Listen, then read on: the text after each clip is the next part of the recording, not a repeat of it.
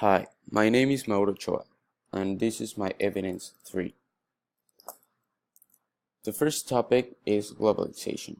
Wikipedia describes it as the increasing interaction of people through the growth of the international flow of money, ideas, and the culture.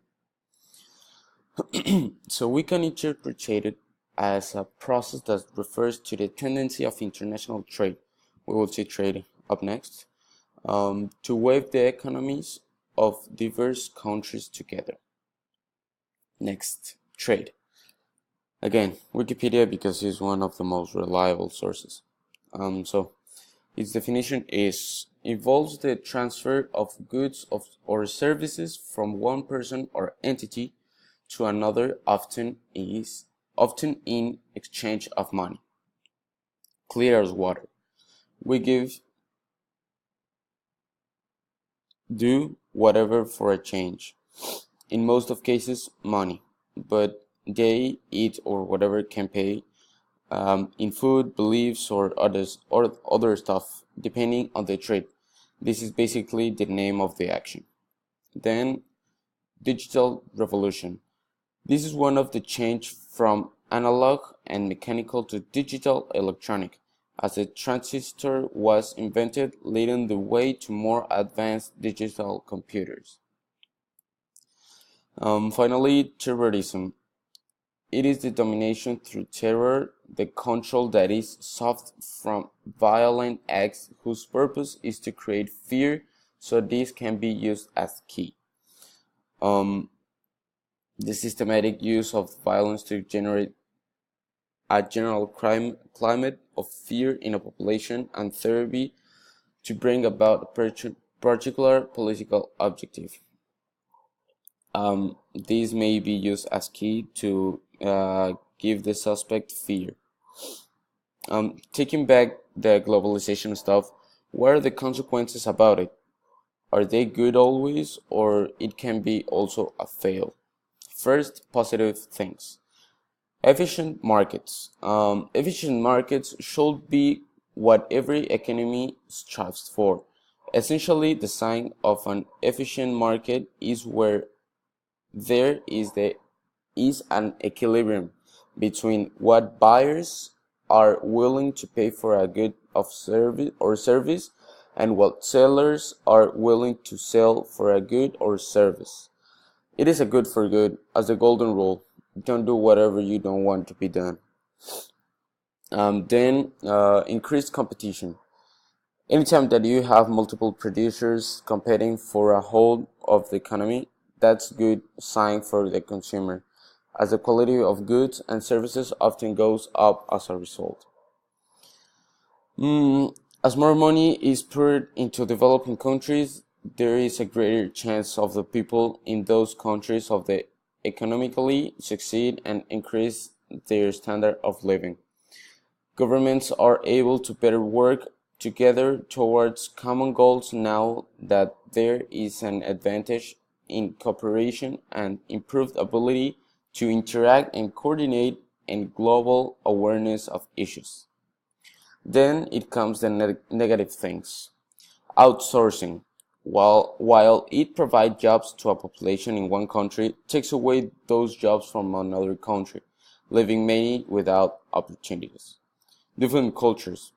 Although different cultures from around the world are able to interact, they begin to melt, and the contours and individuality of each begin to fade. And then resources. Globalization explodes main resources so this is finite. World Trade Organization. What is it? It's the only global international organization dealing with the rules of trade between nations.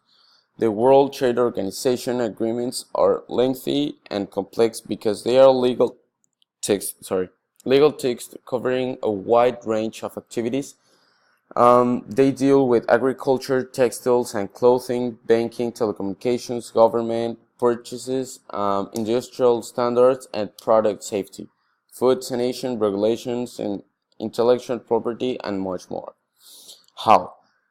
How are the rules established? The World Trade Organization members agreed at the Doha Ministerial Conference to launch negotiations in the area of WTO rules. When was it integrated? The World Trade Organization is born on 1st January 1995.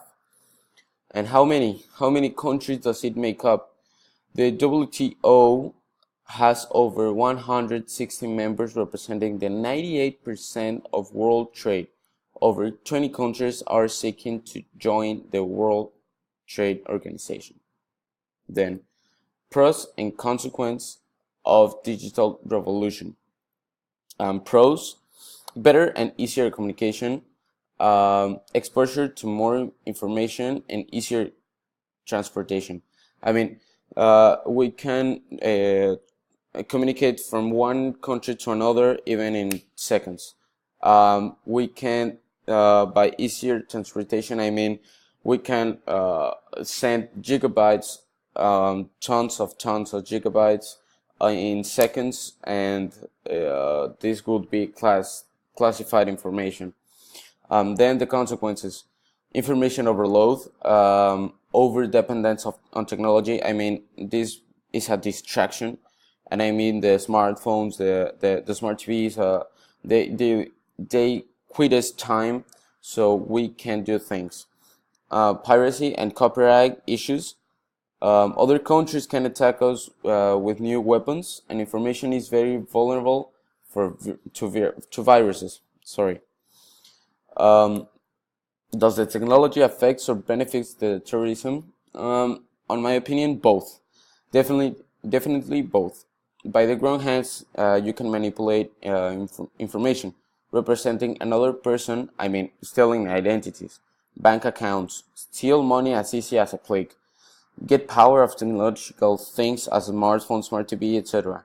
But having a good care of it, we know it can be useful, as I told before, but now in good things. I don't know, maybe locate certain bad guys or even drugs. I don't know, whatever stuff. But the important thing is that I want to emphasize that technology in good hands is an ally as another country. These are my sources in APA format. Thank you.